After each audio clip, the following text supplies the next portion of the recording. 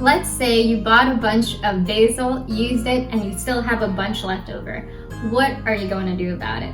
Well, first I invite you to close your eyes, take a deep breath, and transport ourselves to the Ligurian coast of Italy so we can make some pesto.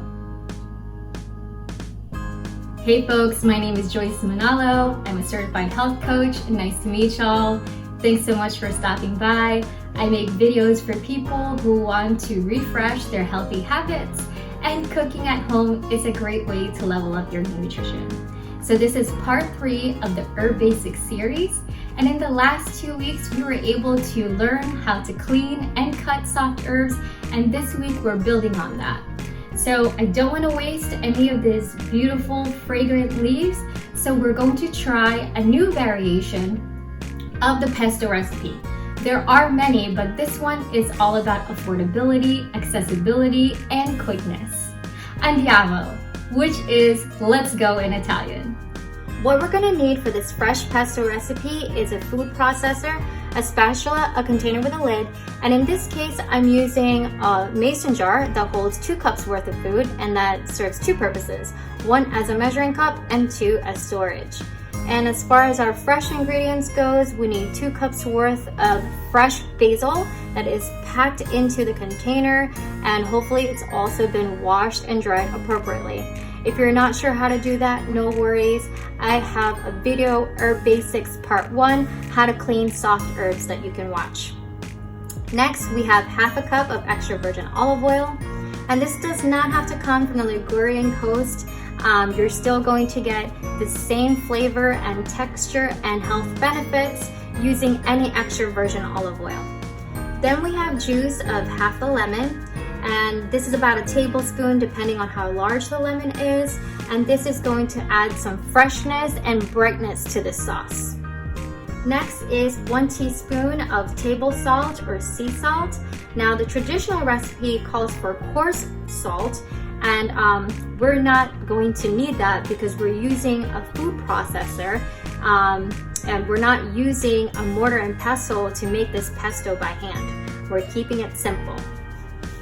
Then we have half a cup of grated Parmesan cheese, and the traditional recipe calls for a 1/4 cup Parmesan and a 1/4 cup Pecorino, and Pecorino sometimes isn't easy to find, so we're going full Parmesan and we're still getting full flavor.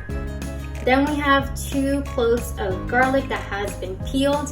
If you're not sure how to do that, there's a video how to chop garlic 7 ways that you can check out. And lastly, we have 2 tablespoons of walnuts instead of pine nuts, because pine nuts are more expensive and walnuts are more affordable and accessible. So we're going to add our liquid ingredients first with our finer ingredients, and then our coarser ingredients, and lastly our basil leaves. So we'll start off with the olive oil.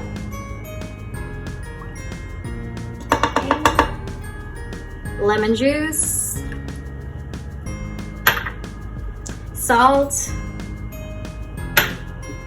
our Parmesan cheese, okay, our garlic, then our walnuts, then our basil. Okay, and you can just pack this in. It's okay to pack it in. It's going to shrink. Okay. Traditionally, pesto is paired with trofie, a type of pasta found in the Ligurian region of Italy where pesto originated from. Stay tuned for that episode. Okay, and we're gonna just cover that.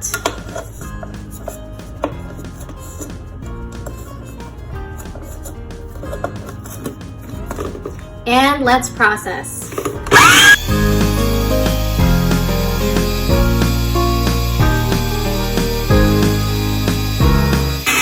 Okay, let's check for texture.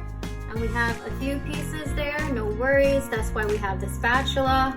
We'll just push the pesto to the center. Okay, and maybe put those whole leaves closer to the blade to get it nice and chopped up. And let's process again.